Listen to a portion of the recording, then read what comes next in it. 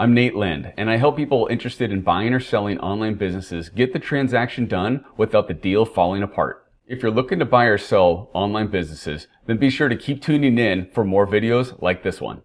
Be sure to subscribe and hit the bell for notifications about new videos and interviews. And introduce yourself in the comments. Are you a buyer or a seller? Enjoy the interview. Hey everybody, Nate Lind here. We have a professional buyer, someone who has purchased a number of businesses and on the hunt for more businesses with us. We have Adam Epstein from Boosted Commerce. Adam, why don't you share a little bit about yourself, how you got into mergers and acquisitions? Tell us a little bit about Boosted and what you guys are out hunting for. Absolutely. Great, Nate. Thanks for having me. I appreciate the time here. I joined Boosted about 5 months ago. I have a traditional investment M&A finance background in investment banking before moving into debt investing at Oak Tree with the business school. Came into private equity about 6-7 years ago at this point. Really enjoyed kind of the investment side of things. When I started talking to the founders of Boosted, Charlie and Keith, saw a tremendous opportunity, in a smaller sector than where I was working in the middle market. Reminded me a lot of private equity back in the 1980s, where there's some infrastructure in place, but still very nascent and a lot of low-hanging fruit. So got extremely excited. They stole me away from the private equity world, and I am now working with Boosted as the head of M&A. Boosted is in the process of trying to be the next Johnson & Johnson or Procter & Gamble for the 21st century. We're starting with Amazon FBA brands, trying to build up a portfolio of about 100 brands over the next 5 years. Diversity across that portfolio, really at the moment ranging from call it $250,000 of EBITDA to $2 million of EBITDA, and trying to go across different segments, different sectors, really focused on, let's call it a combination of pet, kid, and baby, supplements, beauty, and then really we'll go almost into any category if there's an opportunity there outside of electronics and fashion. I think they're a little bit too heavy SKU counts for us and a bit too unpredictable in terms of trends. So that's what we're doing with our business. Very excited to be here. Continue to grow at an incredibly rapid pace and looking for more businesses to acquire, as you mentioned. How many have you guys acquired since your launch? We have 6 brands in our portfolio at the moment. We are trying to close on another 3 or 4 in the next couple of weeks, and we've got a pipeline of probably 5 or 6 more that we're trying to get under LOI. And I understand you guys have raised some money recently. You want to talk a little bit about that? Absolutely. We've raised $87 million. It was announced last week. We're very excited about it. Combination of the main business as well as some additional money to go after some food businesses, which will be coming out with a further announcement later on. So a lot of capital behind us. We're looking to grow pretty quickly here. And as we think about acquisitions and moving forward, we are super excited to push forward and put that capital to work. So you've got some dry powder that you can put to use right away. For sure. We are looking to, do about, as I mentioned, 20 to 25 a year, which equates to a couple of months. So we are ready to go. We are rocking and rolling. We've probably looked at 500 plus businesses at this point, had probably 40 to 50 that we've had serious conversations with. And as we continue to enhance what we call the boosted brain, we will, get that pipeline and that funnel even more secure, even, a greater success rate from deals looked at down to the execution. So we're ready to go. Okay. To the extent that you're able to, I know some of your acquisition process is Colonel Sanders' secret sauce. Can you talk a little bit about how do you go through your initial process? I'd love to kind of go through the process of a transaction from start to finish. We interface quite a bit, because here at Website Closers, we're bringing the biggest and the best online businesses to market. And from the point in time where you see a listing and you inquire, walk us through a little bit about the thinking, the process, and the valuation. And if you've got anything anecdotal that you can share that's beneficial for someone who's selling a business, I would love to hear that. Yeah, absolutely. I think there's the micro and the macro we both look at when we get a new business in. Macro being category, what does the category look like? What does the growth of that category look like? So doing a little bit of detail on the landscape and competitive nature of the process, what's going on in that category. micro digging a little bit more into the business. Obviously, the financials are key, and I think we're going to touch on that a little bit more specifically later. But also understanding, where they are in terms of keywords, where they are in terms of bestseller ranking, review counts, review mode is what we like to say. Where's the star rating? Where do they show up on the page? Getting into a bit more detail, understanding the nature of the business. And then we've obviously built up, as I said, a portfolio, or I'd say a database of just knowledge based on the deals we've seen. So benchmarking against margins, benchmarking growth for others we've seen in similar type of categories. So that's really how we start. That's, kind of a shallow dive to start. If it's something that we like after going through all of that, we will bring it to our investment committee and talk through it. From there, it's really getting on, usually we have an hour call or so with the seller. Sometimes it's with the broker such as yourself to get a little bit more information on the business that's not necessarily seen in the financials, answer some very preliminary questions in the financials. And then depending on the deal, some deals, want an LOI before they give you more information. Other deals, we'll dig in a little bit more before the LOI. But ultimately get to a letter of intent where we will try to get the business under exclusivity so we can do confirmatory diligence. At that point, it's additional calls, it's understanding what, the ins and outs of the business. Our operations team gets involved, where our president and COO, our VP of Ops, our transition manager, our supply chain manager, all get on the phone to understand different aspects of the business. We obviously, on the M&A side, dig a bit more into the financials. We'll try to get a full grasp on the business, because unlike private equity where I used to work, we actually are taking over the business and operating. So we really need to know what's going on from that perspective. We'll have, a pretty substantial diligence memo before kind of going to a go or no-go decision. Then it's, hopefully pretty quick legal negotiations before we have a purchase agreement signed. There'll be a short transition period where we expect the seller to stay on and help us make sure we've got everything down before we will take over and grow the business into our portfolio. Very good. It's a good summary. You see that, pretty much across the board. I was hoping maybe what we could do is jump into a look at some, let's say, the typical financials for an under $1 million FBA company. Often they don't have, a set of financials that's been prepared by an accountant or a CFO. So I'm going to share my screen and get this thing up and going.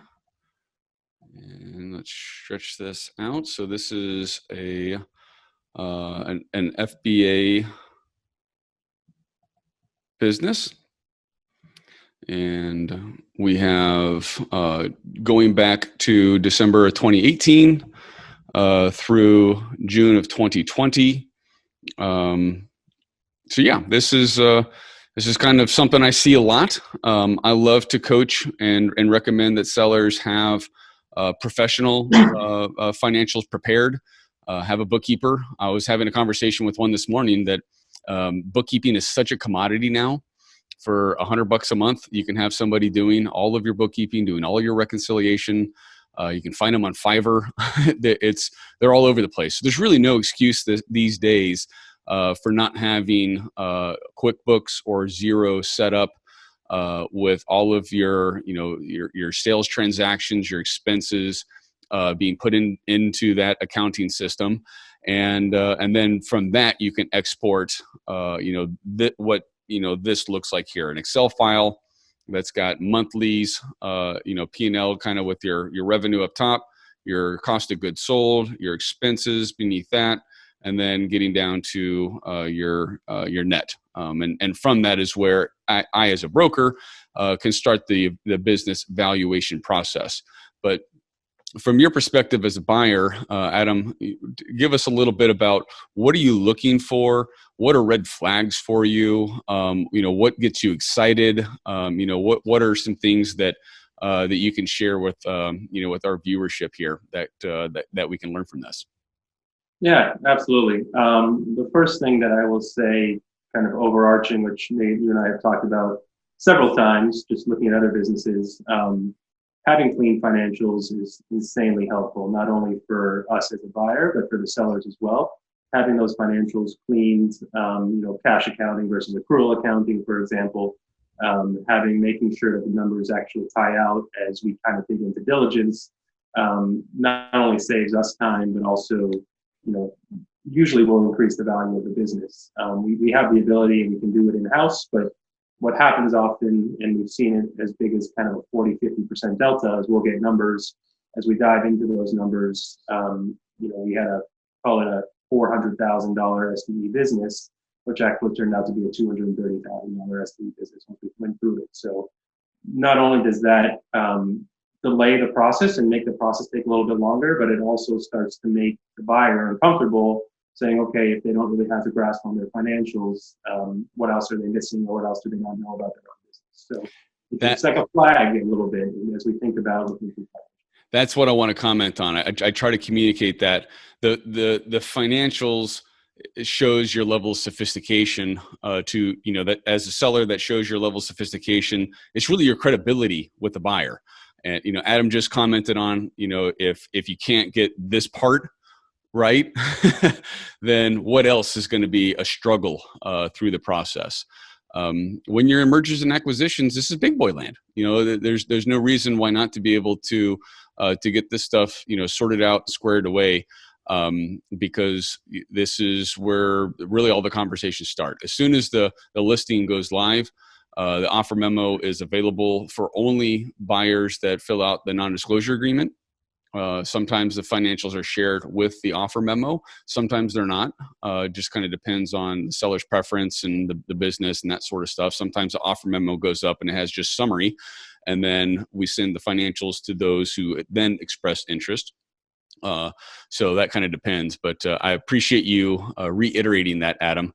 That's something that I communicate quite frequently. Let's get the financials sorted and straightened out first, because it helps everybody in the process. For sure. And at the end of the day, we would rather have raw data where we can put our financials together as necessary than have a consolidated financials as incorrect. We have the capabilities to do so. We can dig through as necessary. I know Nate and his team at the Website Closers do the same thing to help out, but it's much worse to have financials that don't make sense, that are consolidated, and not to have that at all, and allow us to kind of dig through it and ask questions about it. Can you talk a little bit about, how some extra pieces? So now we've got some financials here to look at. There's other things that are kind of critical to your process. What else can you share that a seller needs to expect to have to, pony up, in this process? It's pretty common. I'll just throw out there, some raw exports, from Seller Central, like you just talked about. Some other things that you can touch on. Yeah, look, I think, something like this is not uncommon. Again, assuming these numbers are correct, this is not a bad start. But this is not going to give us enough information to throw out, a proper ROI. We might be able to give an indication of where we would land based on this in some of our external diligence, but this is certainly not going to be enough to say this, this is a company that we are ready to move forward on in a formal manner. First of all, I don't know how old this company is, but looking at it, right, we only have, let's call it 18 months, a little bit more than that, of data. We always like to look at year over year. So typically we're not going to look at deals that are less than 18 months old. If we have 2 years, we obviously want to see what the year over year trends look like. We also like to see the month over month trends. So it's not very hard for us to put in, a quick calculation to see what that is if the data is there. But again, it kind of goes to a level of sophistication to show what you're looking at. If you have year-over-year revenue growth in there, if you have, EBITDA margins already established there, if you have all this data, it's not hard for us to do, but it shows, to your point, understanding knowledge of the business when it's there, and we can kind of review it. I'm looking at the title here, and it says this is a 50 SKU company.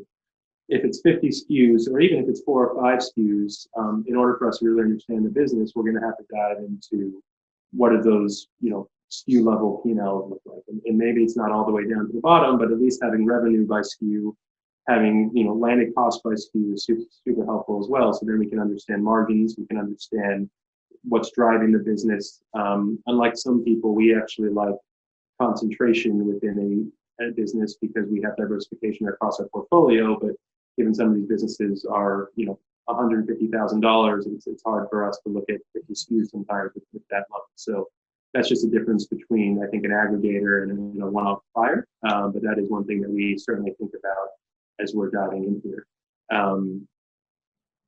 The other thing to kind of point out is there's different ways to look at a P&L, and there's no right way. Some people include Amazon fees up in COGS, other people don't. So when you look at gross profit, just need to make sure that you're looking at it the same way across all different deals.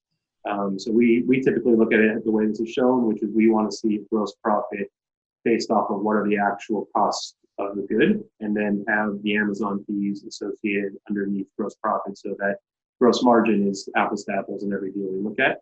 Moving forward, we'd obviously want to break out Amazon fees as well. How much of that is, FBA fees? How much of that is their seller fee just for being on the platform and getting the eyeballs that they bring? And then understanding those storage fees a little bit more.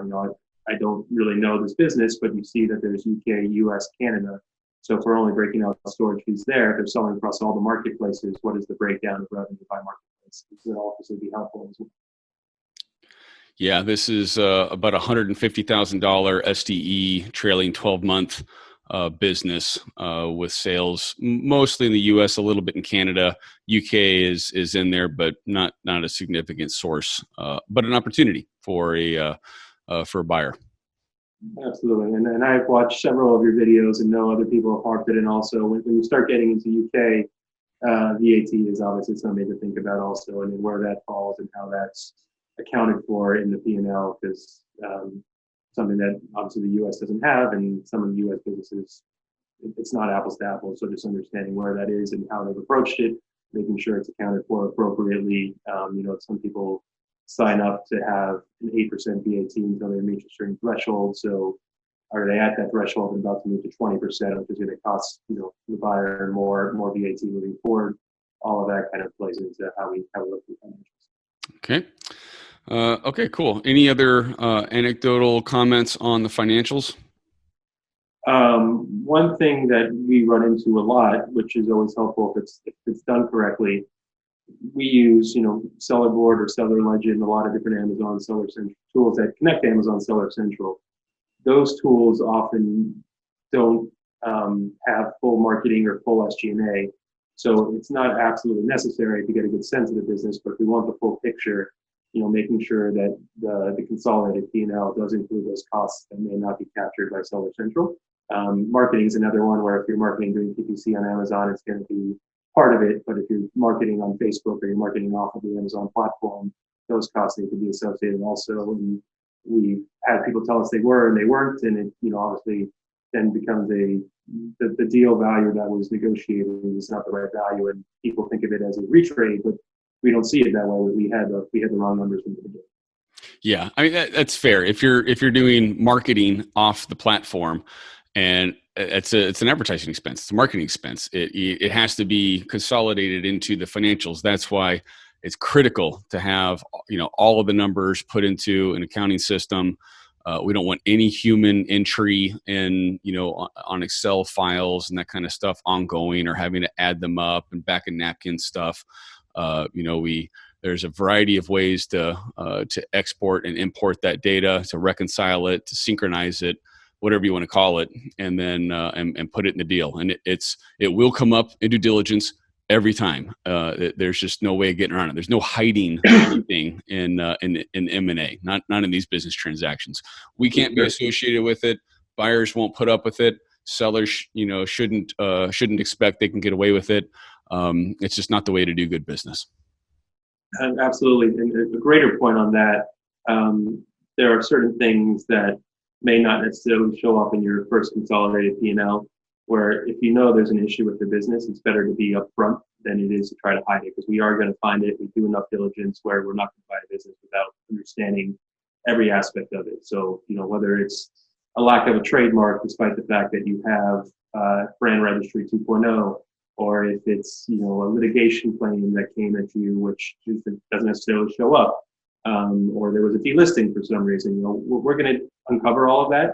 And we would much rather have you tell us about it than us uncover it, similar to how if the financials aren't fully consolidated, it just doesn't look good. And it kind of makes you start questioning what else can potentially be hidden here.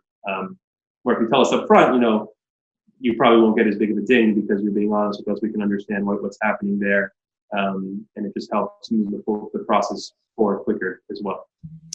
Very good. I'm going to stop sharing on the financials unless you've got anything else to add. No, I think we've talked through that.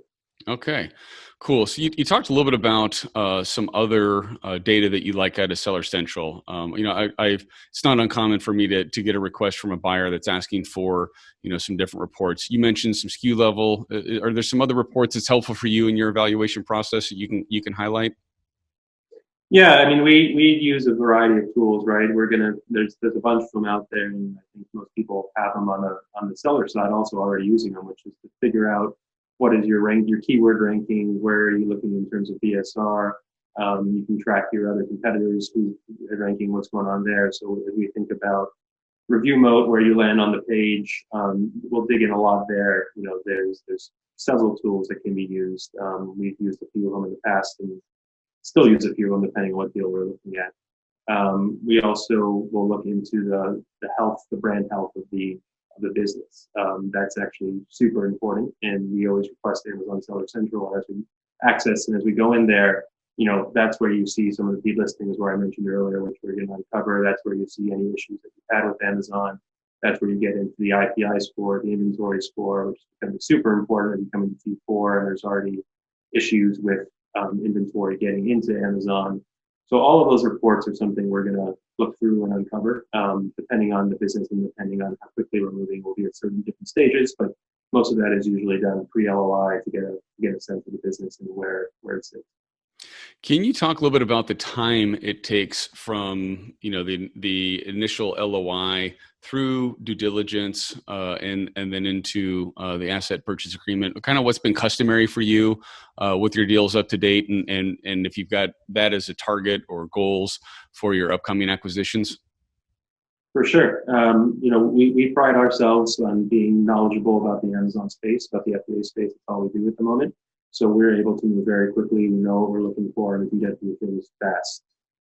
Typically, depending on the complexity of the business, will be anywhere from 30 to 45 days. But I would very, very strongly highlight that 30 days is assuming that the seller gets us everything we need in a timely manner and is being helpful in terms of the data. Because that 45 days can very easily become 60 or 75 days if we're not getting the data request, right?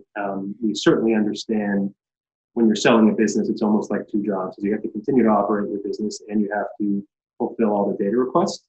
We have two founders who are entrepreneurs themselves who have sold businesses, so we fully appreciate that. But if we're going to move quick and stay to the timeline we want, we also need the support and the help of our sellers, and that's where I think both site closers and others, brokers can be helpful as well.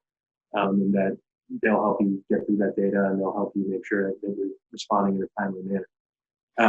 The one caveat I will make is SBA financing. When there's SBA, it typically takes a little bit longer than that. There's ways to work with that. One is to have your LOI be non-contingent of bond financing, but SBA financing, where it doesn't come through in a couple months, there's still, it might be a renegotiated terms, but there's still an obligation to buy the business. You can have an upfront payment where, okay, we've done all the diligence in 45 days. We know we want this business, so we'll give, X amount of cash on the 45th day, where if the SBA loan doesn't come through, we get that cash back, but any other reason that we don't close, we get to keep that cash up front. So there's a few ways to do with it. But going back to the original question, 30 to 45 days, depending on the complexity. That complexity outside of getting information from the sellers is how many different international marketplaces are you in? How many products are you selling? How many Amazon accounts do you have? Because some people split it up, for different international marketplaces. How many brands do you have? Some people have more than one brand that they're selling to us at the same time. So all of that can add a little bit of additional time, as we could be buying 4 brands at the same time, and we're doing diligence on each of those brands. So it's almost like 4 acquisitions at once. Very good. Adam, I think we are bumping up on our timeline here. Anything else you'd like to communicate to our audience? No, I appreciate the time, Nate. Again, we are going to be very active over the next, not only a few months, but medium term as well. We have capital to go acquire businesses. We're looking for strong FBA businesses and would love to talk to anybody that you have for us. And can promise a smooth and quick due diligence process and pretty strong guarantee as long as the information we're getting is reliable and accurate and there's no kind of red flags that come up during diligence. Very good. Thank you very much for joining us, Adam. For those of you watching, tune in for more videos with the who's who of mergers and acquisitions, and we'll see you on the next one. Thanks. Thank you. Thanks for watching. If you liked this video, be sure to subscribe and tell me what you thought about it in the comments. Your comments encourage me to continue posting videos, and they give me ideas about what to post next. I read and reply to every single one. Also, if you own an online business and you're curious of how much it's worth, click the link below to get a free business valuation with a member of our team. Who knows? It may even be me you're talking to.